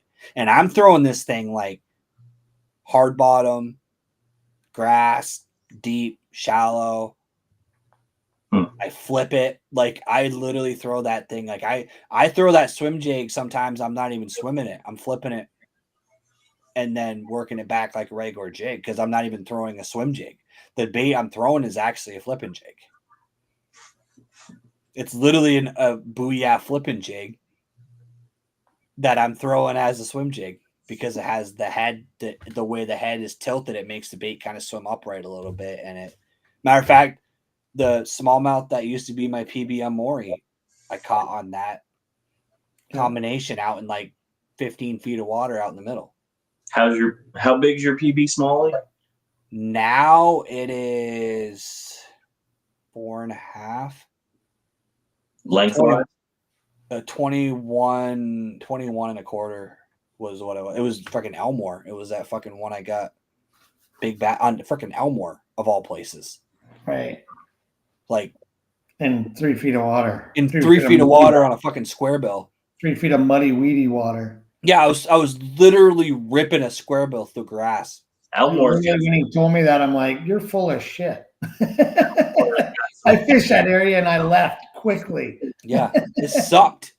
I didn't even want to be there. That is a perfect example of why I really want my teammate back, because I was only there because he wanted to fish there.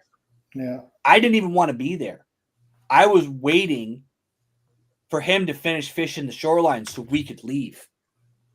That was the weird they were nice, but they only had like 8-inch bass on them. Yeah, like that was one of those things where with me and him, it was like that a lot, where it was like we fished the bay on the other side, and that's where we wanted to start, and we didn't get anything in there, and we had drifted down. He was like, I need to fish this area. So I would go, the way it worked is he would fish the bank, and I would go about 30 yards off of him and fish deep, and I would fish moving baits while he dink and dunk the shoreline. And I was just waiting for him to give up so we could move on. And then I hooked into that freaking, and I lost that bait, Chris. That fucking bait, I lost to St. Lawrence. Oh, no joke. I ended up breaking off at St. Lawrence with it. So it's good though. This is perfect segue. Is luckily somebody by the name of Pete Stoneman from Stoneman and Sons Lures painted me up 2 more. So I have replacements for the bait that I could not get anymore, because I sent him a picture and he made me basically an exact replica of the blank's obviously different, but the color, and I've caught fish. Matter of fact, I caught 2 or 3 smallmouth on your lake, Jesse, with that same pattern. It's what 13 used to call a fire tiger, but it's a black back with like a chartreuse, and then it's got a purple stripe and then like a orange belly. It's freaking, it's a weird color because it doesn't really fit any particular, but it's a perch. I mean, at the end of the day, it's black and got chartreuse in it. It's perch, but yep. And that's why the smallies are chewing it. Yeah, smallie. I don't think smallies give a shit. I don't think smallies can see color. Oh, they can see color, but they're just angry all the time. You know what I mean? Like, because they eat some of the weirdest fucking colors. Speaking of angry, one of the ponds that I was fishing on before I came down, I actually came across probably a 15-inch smallie that was dead floating with a giant ass perch stuck in his face. Yep. Yeah, you see him. I hate that when I've caught him before where I've had to save them. I was like, man, where they're suffocating on freaking the fish that they tried to fit in their mouth that didn't work out. Yeah, and he had half the fish sticking out his mouth, and like, it makes you wonder too when you catch a bass and you open up their mouth and their mouth's already full of craws, and you're like, why are you still eating? Like you see like the back of a tail in the crushers, and then you got like the claws of a craw on its way in, and then they bit your bait, and you're like, why?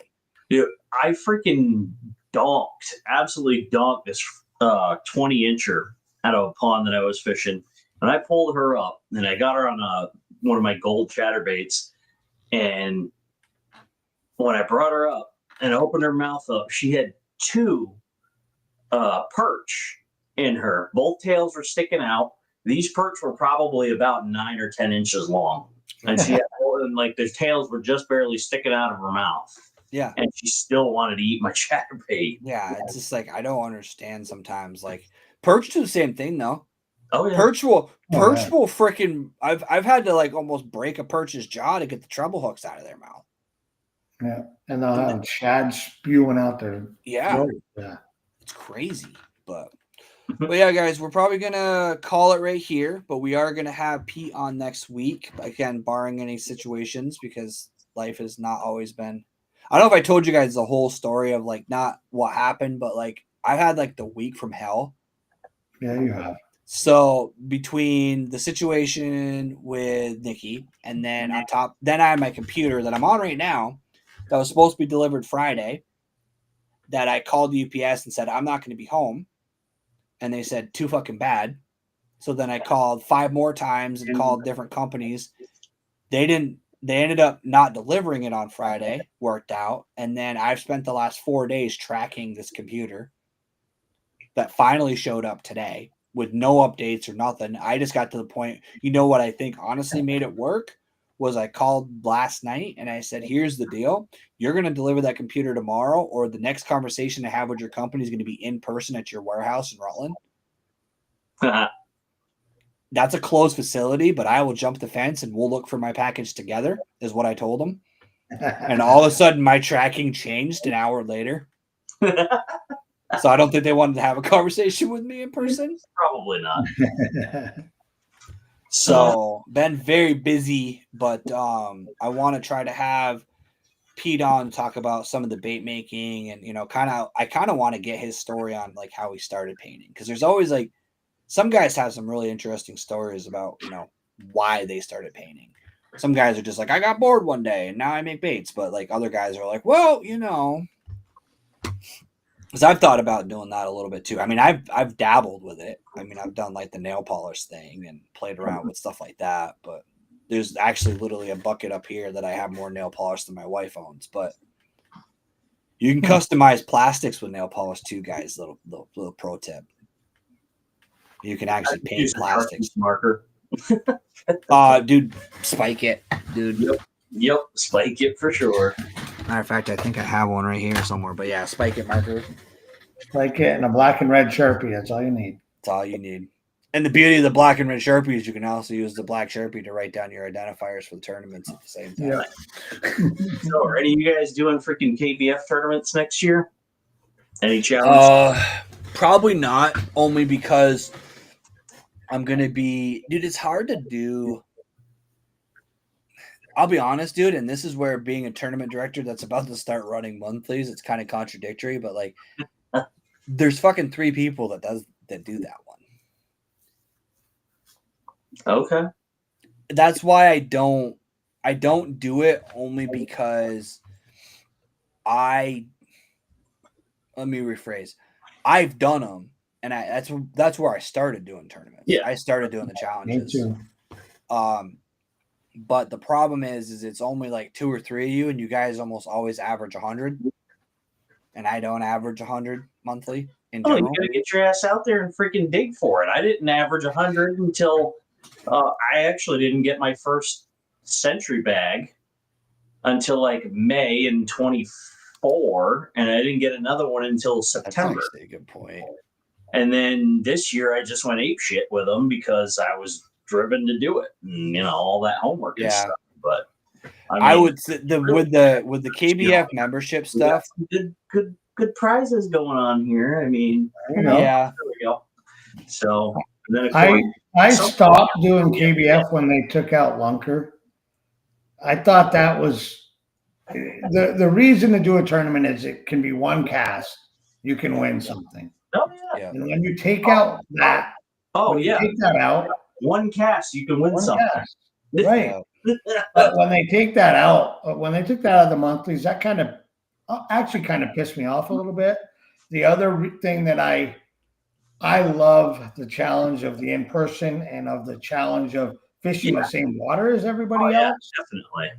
So, but I will say that if that regional starts to roll where that can become a real reality, I may start fishing. It's going on. Like I said, this year was like the test phase of it, just to see how the regions were going to break down and make sure that all the fish that were being caught were essentially the regions were balanced correctly, and the data was going to support that. This coming year is the year that it goes live. Like we actually do a regional series. So you're going to have your top 3 finishes in your state challenge. and then you're going to go for your regional, depending on how you finish.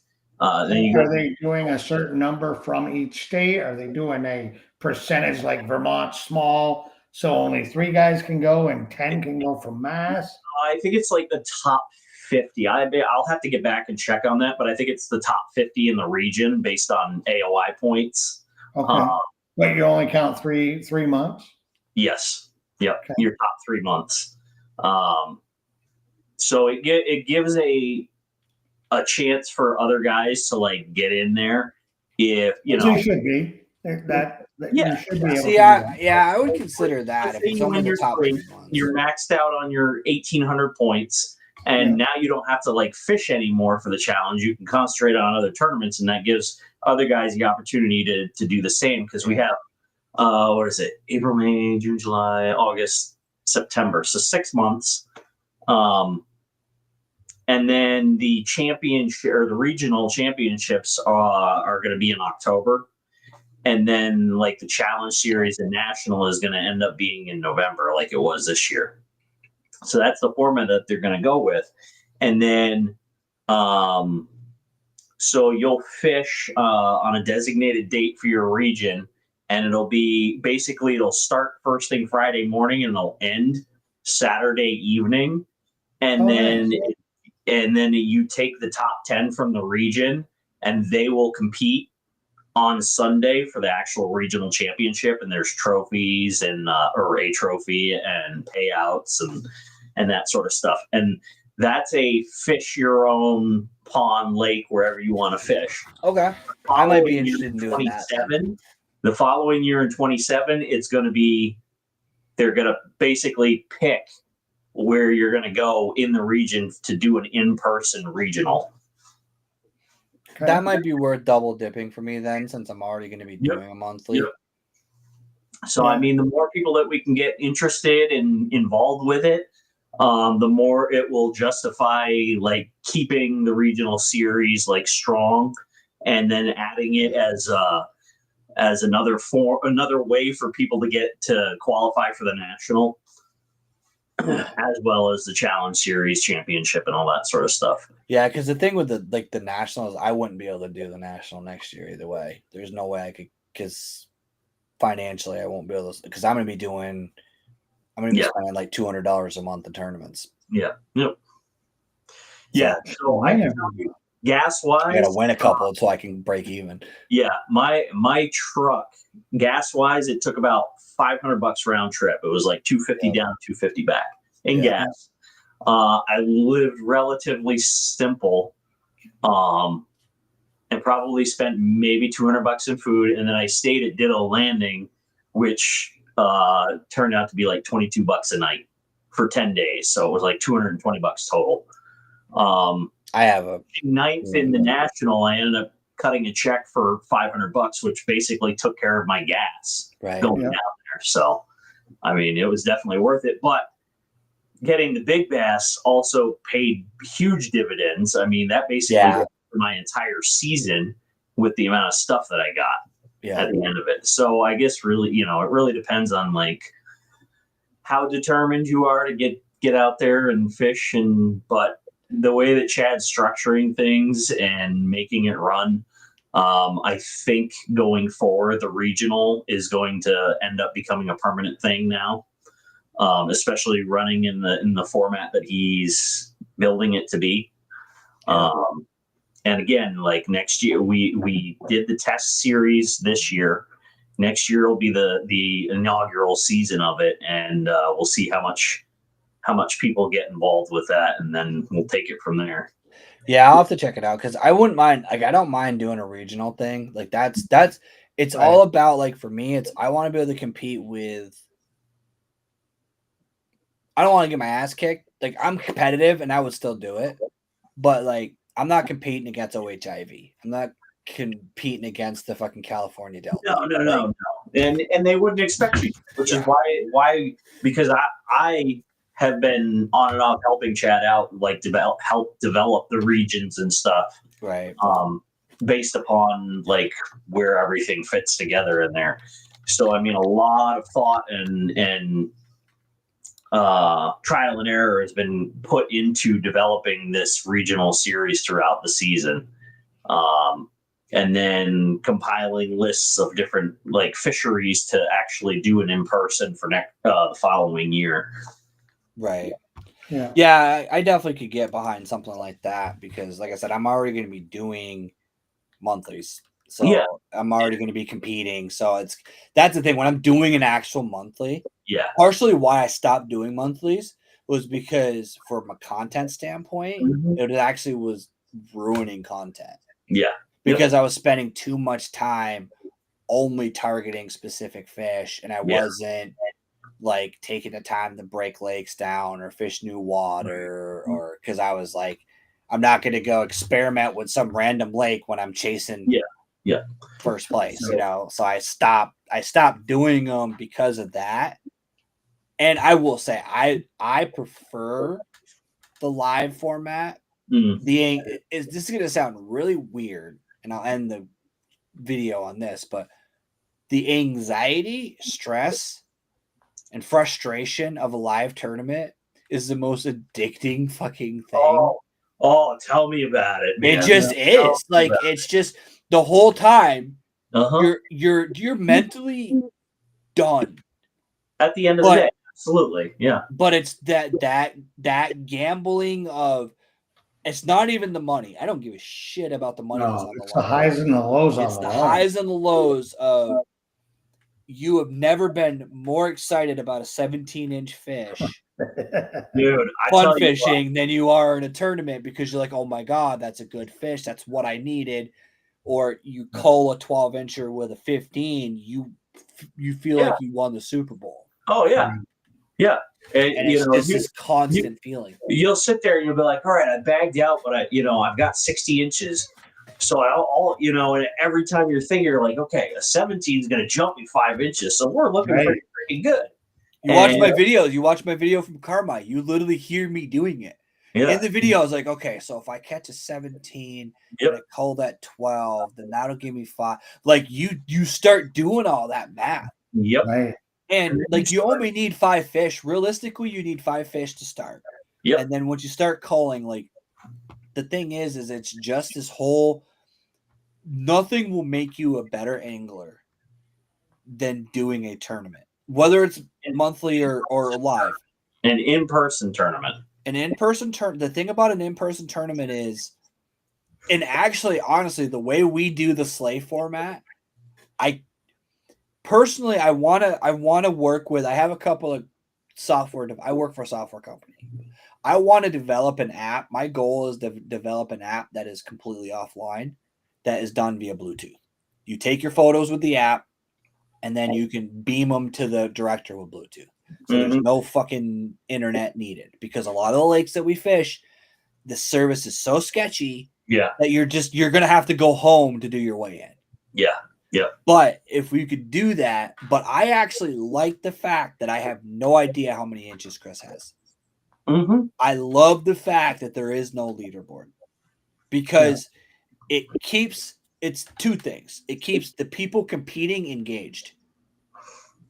Because if you're doing a tournament with Tourney and you go look and you've got a 60-inch bag and it's 3 hours left of the event and you look at the top 5 and the lowest guy's got 85, in your head, it's hard not to go, well, fuck me. Not really.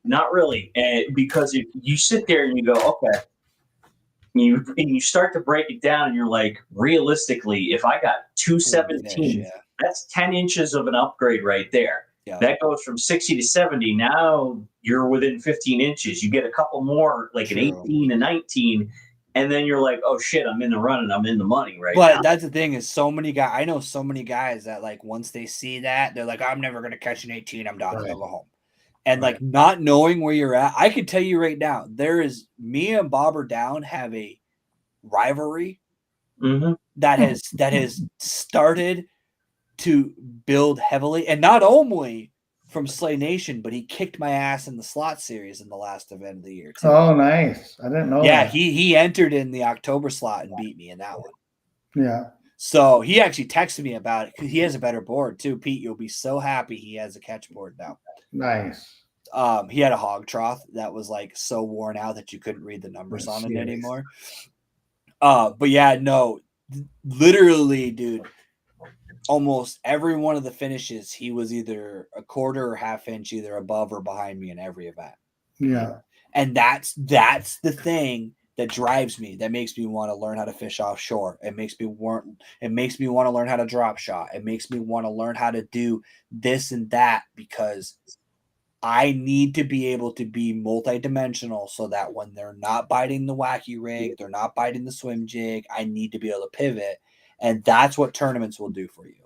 Oh, yeah. Tournaments will inspire you to start learning new stuff and figuring out how to fish faster, more efficient. That big bass right there came off of me being like, I'm done running a chatter, even though it's been the most successful bite for me this week. I'm done running that because everybody's been smashing them and these fish are beat to hell. And I'm going to do something that I know for a fact that not many people are doing right now, if any. And I know what it can produce. Yep. So I went to start day 3 and start the national, do the national, thinking in my head that I was going to run the chatterbait for like the first couple hours, and then I was going to start punching. Yep. Punching and frogging. So I swapped out some of my combos and made sure that those made it in. And then when I started punching, I only had I had 4 fish all morning. Only 2 of them were scoreable, and there was like a 12 and a 13 and a half. And I started punching. Within a few minutes, I cracked an 18 and a half. A couple punches later, I had a 17 and a half. And then to make my bag complete, I ended up ripping up that freaking 23 and 3/4, which like changed everything for me. Yeah. And then worked the line and came back, friggin' caught a frogfish that ended up being a 17 and a half. 17 and a quarter. And then turned around, went punching again, and got another 18 and a half. So I was like, yeah, I ended up with a 95 and a half, but for like 2 hours, I had done the math. I was like 21 and a quarter inches from taking the lead. Yeah. And I'm like, okay, all I need is like a 21 and a quarter or bigger to freaking take the lead and end up winning this thing. Yeah. No, so that's what it's all about, dude. Is it's like I'm just over there punching for like the next hour and a half, and the great thing about it was fish were everywhere. Like you could hear the bluegills popping, you see blow-ups over here, you see bluegill and shad freaking taking off because they're getting chased, and it was just the recipe for the greatest day of punching that you could possibly imagine with everything that was going on. And that's probably what we'll end on that thought, actually, right there, is that tournament fishing is literally about adjusting. Yeah. Making at the end of the day, and Chris could probably say this too, because I think he's had a few events like that. One adjustment can make or break a tournament. Yep. It really can. One fish, one adjustment can determine whether all of a sudden you found a new pattern that you then roll with the rest of the day, or sometimes it's just a square bill and fucking 3 feet of water and grass that wins you a tournament. It's just, and that's, I think, the addiction that we chase. Yep. Is that you literally can go get one fish and pull it out. Because doing that brought my confidence so freaking sky high, and it just gave me that extra boot, because I was worn out. Freaking 3 straight days of just pounding and going to town, and then to make an adjustment because, hey, I'm going to go out and have fun. I wanted to punch Guttersville for as long as I can remember. Let's go do this. And then pulling in those fish, especially as quickly as it happens. And it just, I can't even. Bear goes, what the hell is this? And yeah, it's just, you're like, holy shit. Yeah. And it lights a fire under your ass. You're like, oh shit, I'm back in this. And you just keep going harder and harder and harder. That's me, dude. Like, I ended up, 4th overall in AOI, and it's literally my goal is to get back in the championship, like get back in the top 3. Yep. Not even necessarily win. I just want to be top 3, but like I need to get better at it. That's why I have a pile of rods and all that shit, because I need to learn. I need to get better. So, Right. but yeah, guys, we will have another episode next week. We're going to try to roll every Wednesday, barring any issues. And if you guys have any ideas on topics, we have a basic idea of a plan, but if you guys have specific things you want us to talk about, if you want us to show you the best way to cut a kayak in half and show you how to measure your fish so you don't get caught, let me know. But dude, that's know the thing that's the dumbest about that? He was measuring his fucking fish vertically. Yeah, that's the next thing. That's how he got caught. He was measuring the fish from the seat to the front. Mm-hmm. Right. In a different colored kayak that he actually owns. Hmm. He has a Jackson that is a kayak, and he cut a green sit-in in half and put it in his John boat or in his bass tracker. That shit, I saw that and that blew my mind. I'm like, bro, what the fuck? You just, oh, hey, I'm going to back down this fucking ramp and get nailed by the security camera here with my boat, with my kayak sitting in the back of my boat. The dumbest thing, and I'm going to shut up after this, I promise. The dumbest thing about it is people were like, oh, well, yeah, but he apologized and he's returning the money. He didn't do that out of the goodness of his heart. He's doing it because he's trying to avoid the fucking felony charge. Yeah, his lawyer is the one who probably either wrote that or told him to write it, because that was how he was going to avoid getting a felony charge. Because he's going to get a felony charge if he doesn't return that money, because he had enough in winnings that put him in the larceny category. Uh-huh. It wasn't because he felt bad. It was because he was trying to avoid the criminal charges. Uh-huh. No, and I can tell you a trail called Jigs and Bigs that he won't be fucking allowed in. Right. And anybody, like everybody's banned him. Find a new freaking sport or a new profession, because he's done in fishing. He's the reason why I'm thinking about doing a release video on Jigs and Bigs. Well, Chad's got a good point to do why that. do you think Chad requires the release videos now, especially for online tournaments or in-person tournaments, even more so? It Like, makes sense. So here's the thing: as soon as I uploaded my fish, my 23, he like within seconds, I get a phone call from him, and so it's funny because he was like, "Hey, do you have a VPN?" And I'm like, "No, why? I don't even know what a VPN is." And he's like, "Well, we can see you via the tracking, so we know where you are, but your fish are being uploaded from like freaking North Carolina or something." Like, what? Yeah, it was weird as shit. So anyways, he's like, yeah, just send me the video or the picture of the fish and the release video. And I was like, okay. So I sent that to him. And then he comes back. He's like, all right, thanks. Good luck the rest of the tournament. But yeah, I mean, it's just, that's why it's a C, as he said, it's a CYA. You cover your ass. Yeah. If I didn't have a release video, that fish would have got denied. Yep. Yep. So that's why you do it. Yeah, no, I'm thinking about doing it for next year. Here it is. Everybody that was catching big fish was in the 21s. I think there were a couple of, mid 22s and stuff. And then all of a sudden, whack, here's a fucking giant 23 and a half. Yeah. Everybody's going to question that at first. Yeah. Right. So, yeah, guys, I'm cutting kayaks in half, starting a business. Let me know if you guys want one. I'll get you one.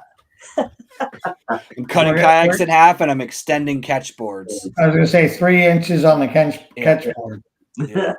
12 turns to a 15. but yeah, guys, we will be back next week with Stoneman, and so I will see you guys on Wednesday at 8:00, and that's the time. And hopefully, going forward, that's when we'll be doing shows. So if you have suggestions, put them in the comments down below. If you're watching this after the fact, we're all about teaching you guys how to catch fish and running our mouths. So if you guys want to get more education and less mouth running, then give us some topics to talk about. So yeah.